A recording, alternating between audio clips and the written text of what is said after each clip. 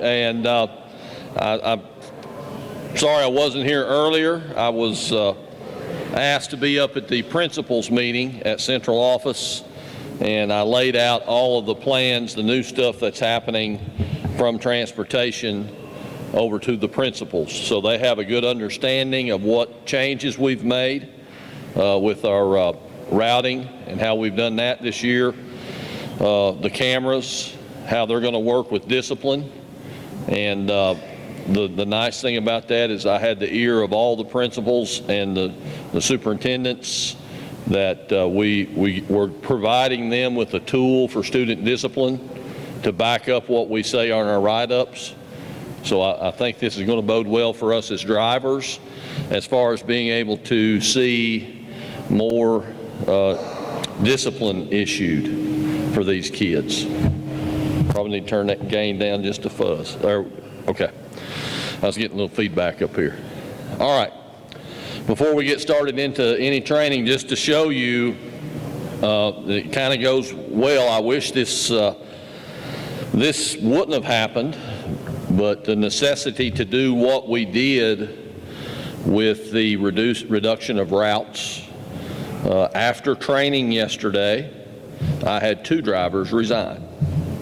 Not anybody that was here, but we had 2 drivers resign. So that dropped us down even further. But now here's the good news about that. Because of the way we restructured this, that does not affect one single route at any elementary school ramp. What it did affect was the alternates. So you folks that are serving as alternates, just realize and understand, until we can get those alternate positions filled, and we have, what did we just say, Marshall, 7 alternates? We have 7 alternates, so that means we're 4 down. We may need to call on you to help us out in the event that we can't fill a route at another school and your school is fully manned that day. We may ask an alternate to work a ramp that they wouldn't normally be assigned to, just until we can get. Now, we do have one gentleman in training currently that would fill one of those positions, and I want to encourage you as drivers to help ourselves out. If you've got friends or family members that would like to be a school bus driver, we've got a good thing going on. And let me explain something to you. One of the things that while I was a trainer that I discovered with training new drivers, the biggest drawback for most any new driver, especially if they're not from this area, specifically Laurel County, is the intimidation of trying to learn all of those roads as a sub driver. That's how I started out, just like you guys. And I remember what a nightmare it was to walk in, and Mike Broughton was the man that was doing the dispatching. He could hand me a route to some place that I had never been. And I took those things into consideration. And that's part of this alternate driver on these ramps. That narrows it down to where instead of when we ask a new driver to come on board, we're not going to ask them to learn 80 routes or to be on 80 routes out in the county. We're asking them to be on however many routes is on that ramp. So we're trying to really narrow this down to where we can not only get people coming off the street that want to work here, but the main thing is that they stay here. Because we train on average 25 drivers per year. But we cannot keep, the only thing we're able to do is to meet attrition usually, or retirements is what I'm getting at. We have not been able to have extra drivers. So help us out if you've got someone that's interested in driving. We can use them, certainly. We need a minimum of 4 for alternates, and then I would like to have what I would call 3 district substitute drivers that would fill in to cover those up. So we can take up to 7 more drivers if you know anyone. All right. Something else I wanted to pass along to you. Got an update this morning, and I didn't share this with you yesterday. I wish I would have went ahead and shared it with you. Henry Rudder, you may notice, is glaringly obvious he's not here. Henry is dealing with some health issues. He's having surgery this morning, may be in surgery now for an infection in his foot. And he and his wife has asked for prayer. for that. So those of you that are praying folks, I ask that you keep Henry and Jamie in your prayers as the doctors try to get that taken care of, and that he will be able to come back to us as quickly as possible, and that he will be able to come back to us as a driver. So certainly keep Henry and his family in your prayers. All right, having said that, do we have any questions before we move forward? Because what we're going to do is we're going to go through the fun and frolic of our confidentiality, duty report, suicide training, those wonderful films that we all love to watch, active shooter, that wonderful 52-minute and 38-second video that mentions buses 18 seconds. And that's what's in store for us today. I've also got awards, perfect attendance and years of service awards that I'll bust this up so that we don't have to just sit and watch mindless video after mindless video. Questions? Anything anybody comes up with? I encouraged you yesterday, if you had questions, come up over the course of the evening to try to remember them, ask. All right, that's still open. If you have questions, I want you to do that whenever we have the appropriate time. All right, so we'll get into first the confidentiality training. And of course, we all know as drivers, we are privy to confidential information with our students. That is not to be shared, obviously, with anyone except those that need to know the information. So let's go ahead and get started through this. Confidentiality. What is confidentiality? Protect all personal identifiable data, information, records collected, used, or maintained by an agency. Laurel County Public Schools is that agency. That's okay. What are the laws that protect the students? You have the FERPA, have Kentucky regulations, and we have IDEA, individual with disabilities regulations, and Section 504 Act. So we got a lot of stuff that we have to adhere to on these laws. Educational records. Most of us don't have access to personal and family data, do we? Sure we do. It's called an emergency card. We've all got this on every child that's on our bus. So those are things that have to be protected. Evaluation and test data, that we don't have. 504 plans, special needs transportation folks will have some limited access to that. The report cards, written accounts from a parent to teacher, we don't have, but we do have what? We have our write-ups and we have our warning sheets. So this is applicable to us. Those things we have to be able to protect, and that's not only to protect that data from other adults, we have to protect that data from other students as well. So electronic information, you're not so much going to have that as well. Medical records, we do have medical information. So let's just keep our mind on that fact. The things that we do have for these students, we are the guardians of that information is the way to look at that. Imagine it's your own child. You wouldn't want someone to be able to access information, private information about you and your family. Let's be good guardians and protect the information about these other families as well. And discipline records go along with that. Go ahead, Marshall. Biometric record, we're not going to see that so much as that goes. And here's the thing of the information: name of the child, parent or other family members, addresses, personal identification number, social security number, indirect identifiers. All of those things line up with our emergency cards, alternate stop cards. How does the school district ensure? We make sure that all staff is trained in confidentiality of records. Hence, that's what we're doing here this morning. School-based councils, volunteers, cafeteria workers, students, teachers, field trips. That's when we will encounter some of these volunteers. Of course, a lot of you work out in the school system as lunchroom monitors, some custodians, that type of job. You can't discuss this stuff across those lines either. And don't partake in any information. You know, when you're out there and you're working with somebody in the lunchroom and they're not on the school bus and they come up and, hey, do you have trouble out of that kid on your school bus? Can't discuss that stuff. Right to inspect protected records. Parents, guardians, and eligible students must be allowed to inspect and review educational records within a reasonable time. We have those records, but you would not turn any records over directly to a parent or a student. That would have to come through me, and that ultimately would come through central office. So if you have a parent requesting that type of information, you need to refer them directly to me on those things. You're not authorized to release that to the parent. Go ahead, Marshall. Who do we ensure parents see? How do we ensure that? Well, there we go. Through those requests, and those are the items. Grades, discipline reports, which is what's going to basically cover us when speaking with a parent. Again, we don't have that big of an opportunity to do that. We do some, but we cannot discuss any other student other than their child, and as well. Back that up there just a second, Marshall. That bottom one, and I'm not saying we do, but this is an easy place to get caught up in doing this. Meet somebody out in the grocery store, talk about the job, talk about what a tough day you had, how hard it was with this one particular student. Seems harmless. You're sitting there talking bus driver to bus driver, but you never know who's over in the aisle across from you. What if it's that kid's parents, grandparents, aunt, uncle, next door neighbor, and they overhear the conversation?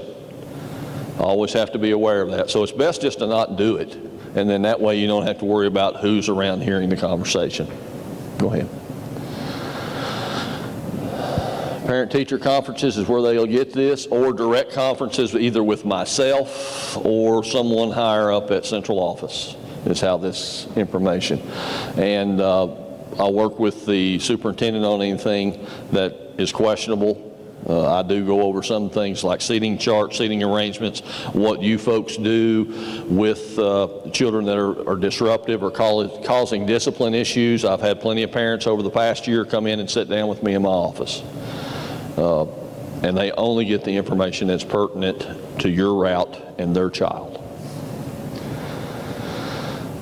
Emails, which we don't use email that much here, communicating back and forth.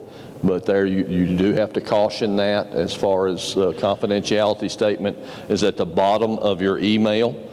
And for each outgoing email, it should be automatically on there. And again, do not give information over the phone because you can't identify the person on the other end of the line. And that's something that we never do. When we receive a phone call from a parent, Brittany, that's one of her first things that she does. She confirms that person's ID through IC. Just like you would at a bus stop, we do that even with the telephone there in the office. Go ahead, Marshall. Confidential. That's an example statement for the email. Again, not applicable, but if you do use your email, your school email a lot, and you do not have this statement, check with me, Marshall, or Brittany, and we can send you that, and you can copy and paste it on the bottom of your email. It's no more difficult than that. Okay. Woo. The contents of personal electronic devices may prove to be very embarrassing. Issues regarding electronic information. Now, that is another thing. We've added these cameras. Now we have an electronic information to go along with our written information. If anyone has questions, you have a parent come up to you at the bus stop. I see you've got cameras. My kids tell you you've got cameras. I want to know, I want to know, I want to know. You refer that directly to me or Marshall, because we have to handle that information with confidentiality just the same. You can't say, well, I've got your son on video throwing a punch. You'll need to talk to Mr. Hale and Mr. Rainey and go from there. Lesson plans, not so much. Reports, individual modifications, not so much on us, really, but just any information that we handle students. Again, 99% of what we have is on those emergency cards. Just, you have to protect those, and write-ups. Whenever you need to share information, that's going to be to a substitute driver that's running your bus route. That's going to be to Marshall Rainey, myself, Victoria, Daisy, if it's pertinent to a field trip. or special needs transportation, they'll be sharing that information back to you, but that's the chain, that's how you handle that. Only the people that have a need to know this information. Think about what we discussed. I think the grocery store example was a pretty good idea, or a pretty good example of that. You know, where are you going to discuss, where's it taken, who's listening, why is it that the discussion took place? So let's make sure that we're following the guidelines and we only talk to who needs to know, and that we're aware of who's around us or who could be involved in the conversation accidentally. Who can access student records? Again, parents, student, representative, student who's 18 years old or emancipated, authorized employees of the district, and staff from the U.S. and State Department of Education on official business. And that's the same way with your personal information. You may not think about that, but we go to great lengths to make sure that no one is able to see your personal information in your driver record. Frankfurt does come down and they inspect those records every year. They give us a list of names that they want to inspect. That's the only records that we submit to them. And they do not get in our file cabinet. We pull the files for them and hand them to them. So we take great care to make sure your information is guarded. In the same way, we need to make sure that the children's information is guarded. All right, Mark. Recording of access. School must maintain a log of the student's records that identify, and we do that. It's called IC for the discipline issues. Schools have more record keeping that they are involved in, so you really don't have to worry about the access of records. You make those references to me or Marshall. Or Victoria if it's a special needs at this time. Do guardians, divorced or separated parents, foster parents, and surrogate parents have the right to review students' records? Both parents have a right to view the records. Joint custody, foster parents. Now we deal a lot with that, and we talk sometimes with those sets of parents or guardians, and we have to realize that they do have the authorization. But again, you refer that up to our office so that we can be the one communicating that information. Go ahead, Marshall. Where prior consent is not required, disclosure within an agency with legitimate educational interest, including Department of Pupil Personnel, anything at central office, our police department, or other law enforcement agencies, child protective services, those types of agencies we do interact with on the sharing of information.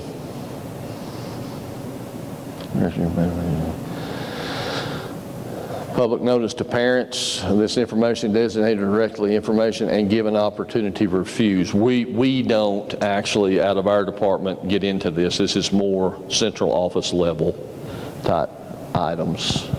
Students' name, addresses, but we see there's the big hitters on the information that they want protected: name, address, phone number, date of birth, and what they are active in. And look here again. Notice something there, students' weight and height. So it even goes down to the size, shape of someone. Discuss nothing with anyone. Go ahead, Marshall. How many students review and inspect his MAEA students? Emancipated students are eligible. We have a couple of those in the school system. You handle them just like you would a parent. Have an emancipated student come up to you on the bus and they demand to see some type of discipline issue that you wrote them up for, you report that directly to me and Marshall. You treat that individual just like you would his parents, because he's acting in his own benefit or her own benefit. Sure.